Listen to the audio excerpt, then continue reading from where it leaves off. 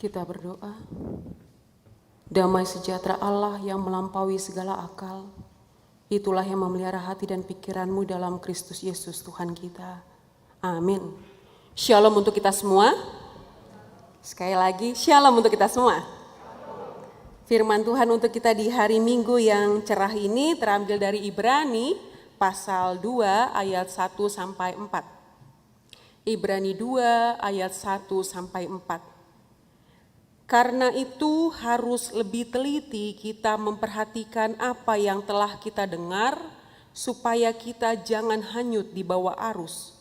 Sebab kalau firman yang dikatakan dengan perantaraan malaikat-malaikat tetap berlaku, dan setiap pelanggaran dan ketidaktaatan mendapat balasan yang setimpal, bagaimanakah kita akan luput jikalau kita menyia-nyiakan keselamatan yang besar itu, yang mula-mula diberitakan oleh Tuhan dan oleh mereka yang telah mendengarnya kepada kita dengan cara yang dapat dipercayai, sedangkan Allah meneguhkan kesaksian mereka oleh tanda-tanda dan mujizat-mujizat dan oleh berbagai-bagai pernyataan kekuasaan dan karunia Roh Kudus yang dibagi-bagikannya menurut kehendaknya.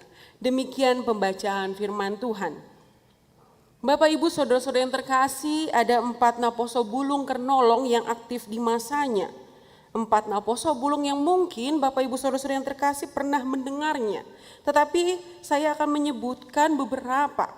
Joseph tanpa menyebut marga. Kenapa saya tidak menyebut marga ini tidak baik untuk kedepannya. Joseph, seorang naposo bulung di HKBP Bandung. Ketika Bandung lautan api, ia turut mengangkat senjata demi apa? Demi mempertahankan negara, dia cinta negara Indonesia. Dengan kekuatan, dengan rasa cinta ia ikut di Bandung lautan api demi mempertahankan negara kesatuan Republik Indonesia. Tetapi entah kenapa Bapak Ibu Saudara-saudara yang terkasih, hubungan spiritualitasnya dengan Tuhan tidak terjalin dengan baik. Karena apa? Ketika ia selesai dengan Bandung lautan api, telah selesai tentang pertempuran, ia berkelana mencari ideologi. Apa yang harus saya sembah? Ia tidak menemukan dasar kekristenan untuk melakukan kehidupannya, untuk menjalankan kesehariannya. Ia malah menemukan dasar kehidupannya dalam basis, dalam aliran komunisme. Joseph yang aktif menjadi naposo bulung HKBP Tebet akhirnya menjadi anggota PKI. Salah satu tokoh yang cukup disegani dan menjadi anggota Politbiro. Apa itu? Pimpinan inti dari PKI. Dan kedepannya dia mengaku saya ateis. Saya tidak mengaku Tuhan. Dan saya berganti nama menjadi Yusuf Aji Torop. Itu Joseph naposo bulung HKBP Bandung. Kita agak ke Jakarta. Bismarck Oloan dan Lintong Mulia, naposo bulung HKBP Kernolong aktif. Mereka melakukan persekutuan-persekutuan pada saat itu bersama dengan TB Simatupang. Tetapi kemudian mereka tidak menemukan dasar kekristenan yang menjadi dasar kuat di dalam kehidupan mereka. Mereka melakukan kehidupan mereka dan akhirnya menemukan ajaran komunis sebagai dasar kehidupan mereka. Dan Bismarck Oloan akhirnya menjadi salah satu konseptor ulung di PKI. Dan di tahun 60-an nama Bismarck Oloan, marga tak usah disebutkan, namanya telah dipersiapkan menggantikan DN Aidit. Siapa itu DN Aidit? Pimpinan PKI. Lintong Mulia juga naposo bulung HKBP Kernolong akhirnya masuk di Partai Sosialis dan mengajarkan sama rata sama rasa. Dia tidak peduli tentang pengampunan Yesus Kristus, dia tak lagi peduli tentang anugerah dari Tuhan kita Yesus Kristus. Ia tidak percaya Alkitab sebagai dasar perjuangan. Dan Lintong Mulia selama puluhan tahun menjadi sekjen dari Partai Sosialis. Dan terakhir saya perlu menyebutkan marga, Peris Pardede. Siapa dia? Orang yang sangat pintar. Naposo bulung yang sangat pintar dan sekolah di HIS Kristen Narumonda. Sejak tahun 40-an dia menerbitkan majalah komunis yang berjudul Bintang Merah. Tetapi pada akhirnya dengan segala pemberontakannya, dengan segala tulisan-tulisannya, ia ditangkap dan dipenjara di Medan, itu Paris Pardede. Kenapa ada 4 tokoh yang boleh kita pelajari di hari ini? Ini bicara tentang orang yang pintar. Ini bicara tentang Kristen Batak. Tetapi Kristen Batak yang akhirnya hanyut dimakan zaman, hanyut terbawa arus. Dan kitab Ibrani ini menceritakan tentang orang-orang yang terbawa arus. Bapak Ibu Saudara-saudara yang terkasih, kita bisa dapati dari kisah ini, kita sadari banyaknya tantangan, banyaknya godaan yang dialami oleh setiap orang. Bahkan Naposo Bulung yang aktif, bahkan orang-orang yang aktif di gereja dapat mengalami terjerembab di dalam jurang. Yang tadinya ia percaya au porsia di Dewata Jehovah, au porsia di Tondi Porbadia, au porsia di Yesus Kristus, tiba-tiba dia bilang saya ateis. Mengapa ini bisa terjadi? Karena mereka tidak merasakan kasih Allah. Mereka tidak mencari apa yang menjadi dasar kehidupan mereka. Mereka tidak menggeluti bagaimana dan kenapa mereka hidup sampai saat ini. Orang-orang yang tidak peduli akan berkat Tuhan, orang-orang yang merasa diri paling baik, paling pintar, orang-orang yang merasa diri saya bisa tanpa kekuatan lain. Orang-orang inilah yang akhirnya terseret arus zaman.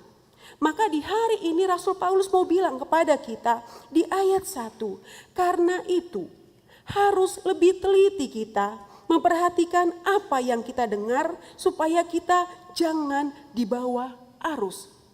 Bapak Ibu Saudara-saudara yang terkasih, bukan di sekarang ini saja yang namanya anak muda diserang arus zaman. Dari zaman Paulus. Di zaman Paulus maka Paulus merasa harus menulis surat kepada orang-orang Ibrani. Untuk apa? Untuk mereka bisa membedakan mana yang seturut dengan dunia ini, mana yang seturut dengan Kristus. Dan Paulus mengarahkan, mari seturut kepada firman Tuhan.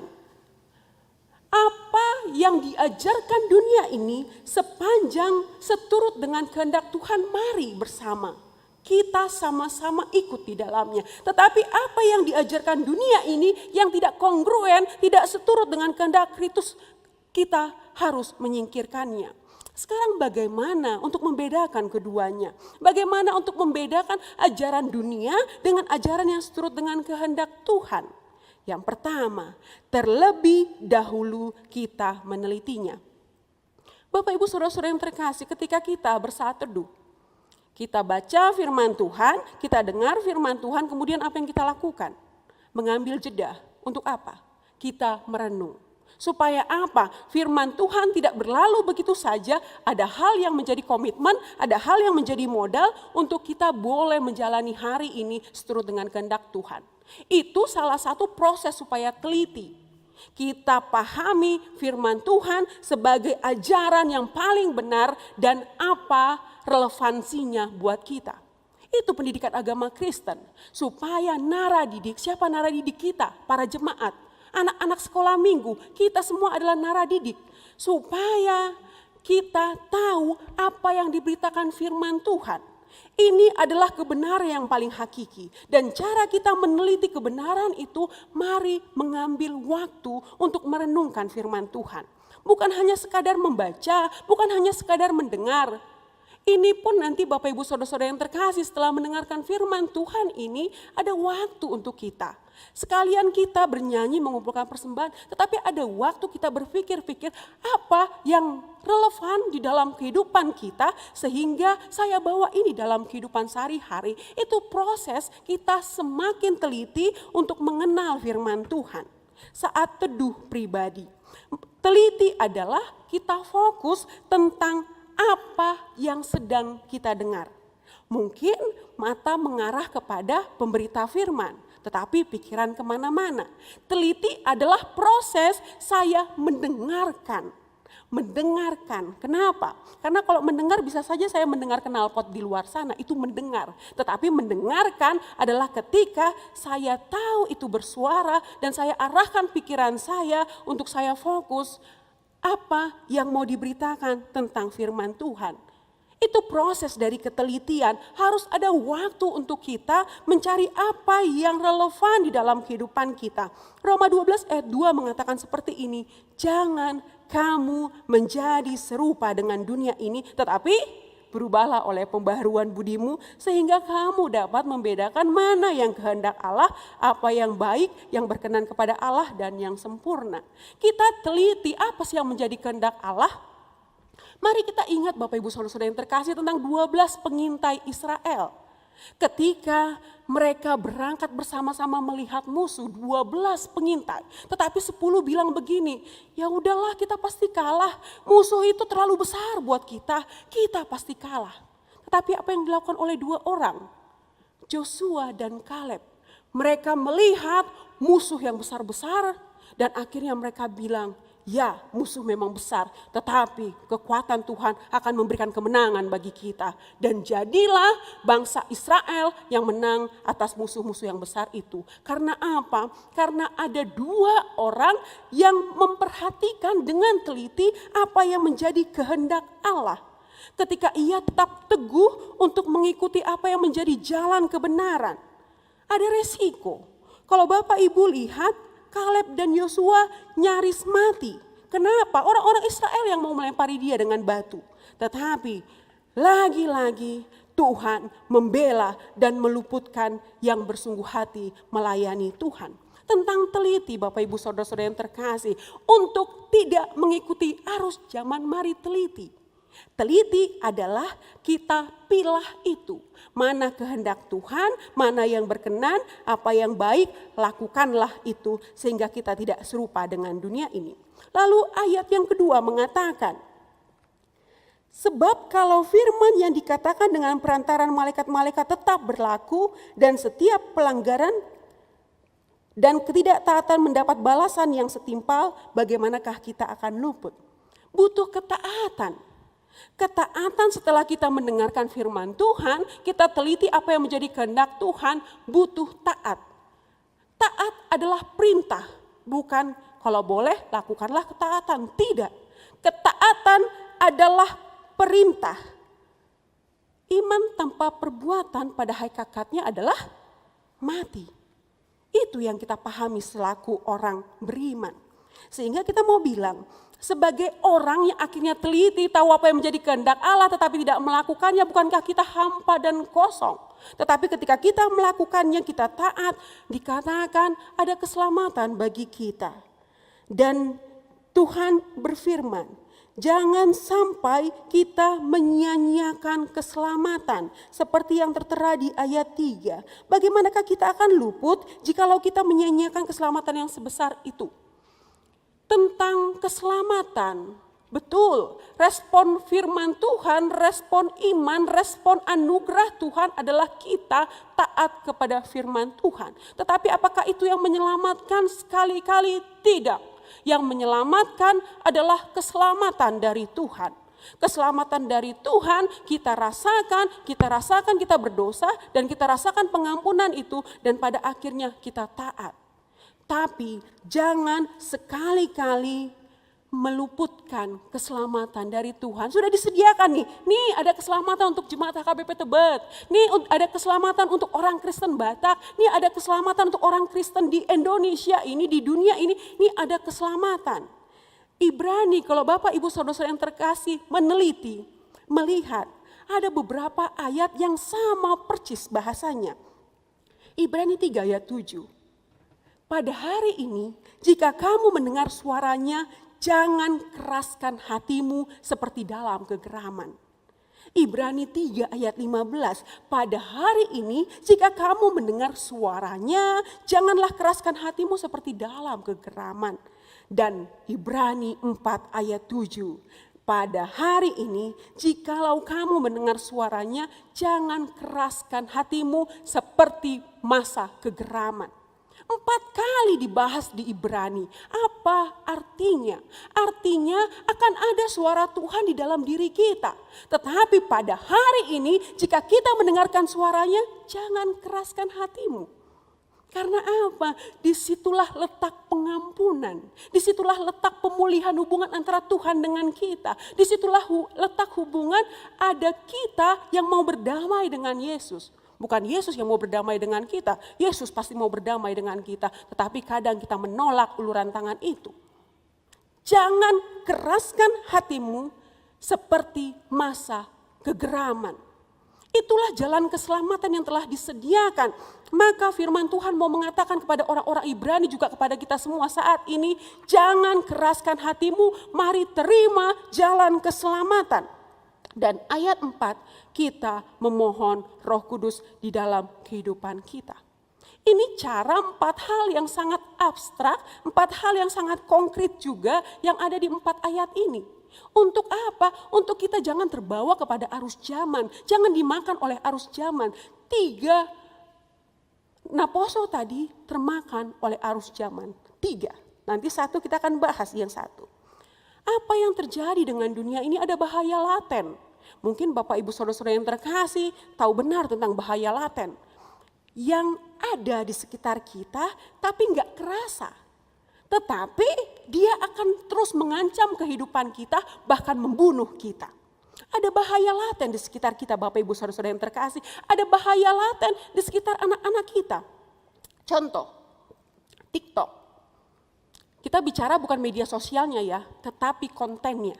Kalau media sosial saya percaya ada YouTube, ada TikTok, ada apapun itu sarana yang Tuhan boleh beri supaya pewartaan wahyu ini semakin luas. Kita percaya itu. Tetapi ada konten-konten yang adalah bahaya laten. Sebagai contoh Bapak Ibu Saudara-saudara yang terkasih.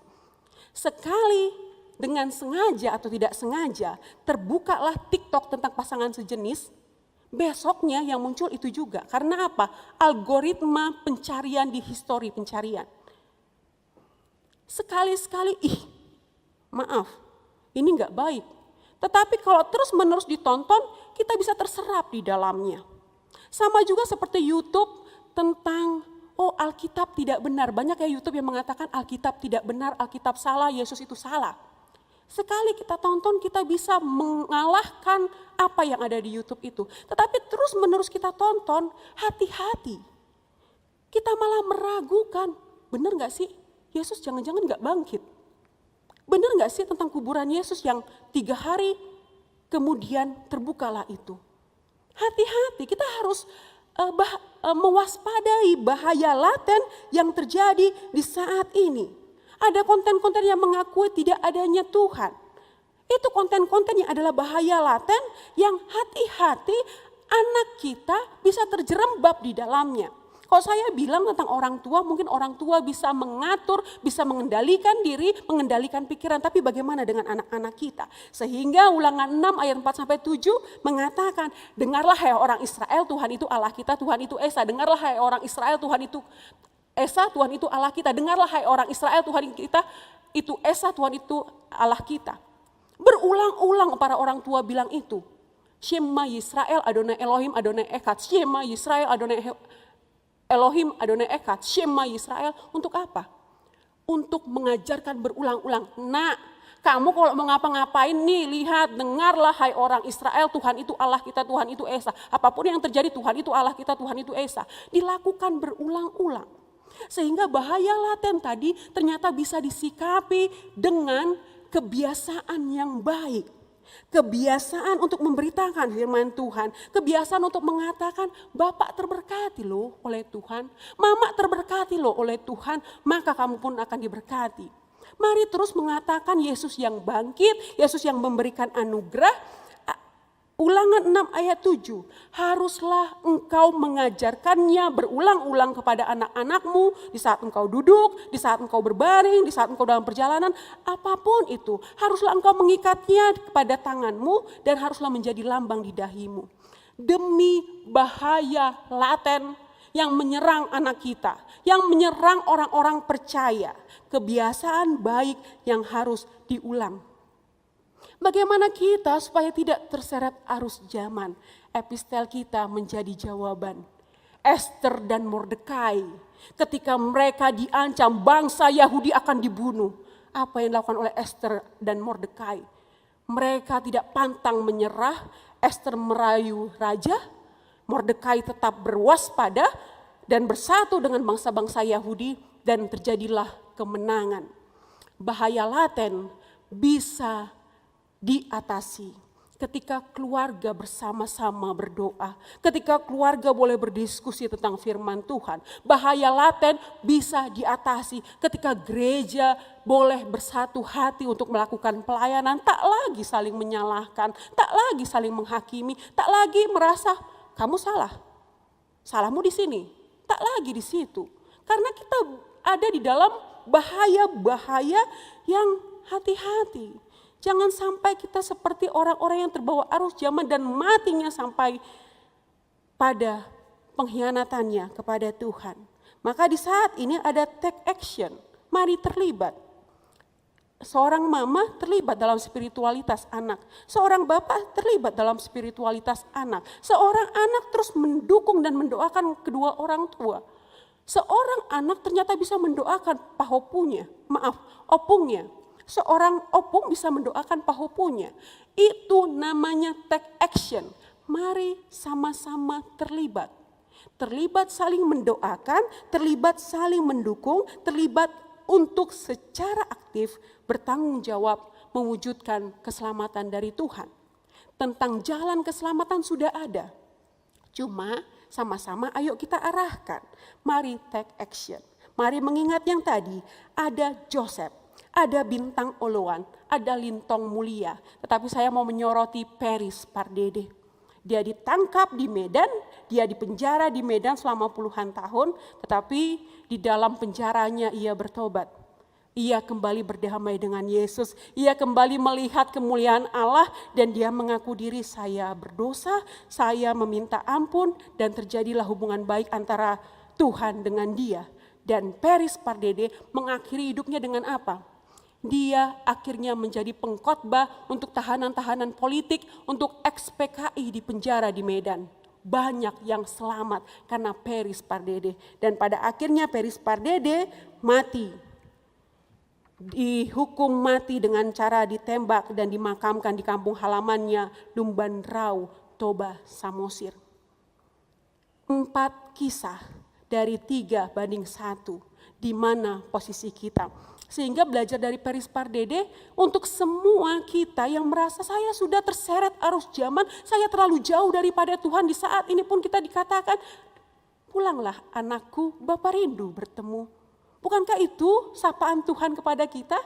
Pulanglah hai engkau orang berdosa, karena aku tidak menginginkan kematian orang berdosa, tapi aku menginginkan pertobatannya dari kematiannya. Itu firman Tuhan buat kita. Nanti 7 Oktober itu 160 tahun ulang tahun HKBP. Kita merasakan kemenangan, kita merasakan jalan keselamatan, kita mengucap syukur untuk itu bahwa jalan keselamatan diperkenalkan kepada orang Kristen Batak. Dan artinya mari lanjutkan memberitakan jalan keselamatan kepada sebanyak mungkin orang, terkhusus di dalam keluarga kita. Tuhan berkati, amin. Mari kita berdoa. Kasih-Mu Tuhan boleh terus melingkupi kami, menyadarkan kami sungguh berterima kasih kalau Tuhan memberikan berkat, memberikan waktu buat kami mendengarkan firman Tuhan. Kami percaya pendengaran kami saat ini akan firman Tuhan adalah karunia dari Tuhan, dan kami ambil waktu supaya firman Tuhan tidak berlalu begitu saja. Ada hal yang boleh kami ingat untuk kami lakukan di dalam kehidupan sehari-hari, sehingga dengan teliti kami bisa membedakan mana yang menjadi kehendak Allah, mana yang harus kami lakukan dan mana yang baik. Bapa yang Maha Baik, kami serahkan kehidupan kami, keluarga kami, Tuhan jagai kami, Tuhan lindungi kami, mampukan kami setia sampai pada akhirnya di dalam nama Kristus Yesus. Amin.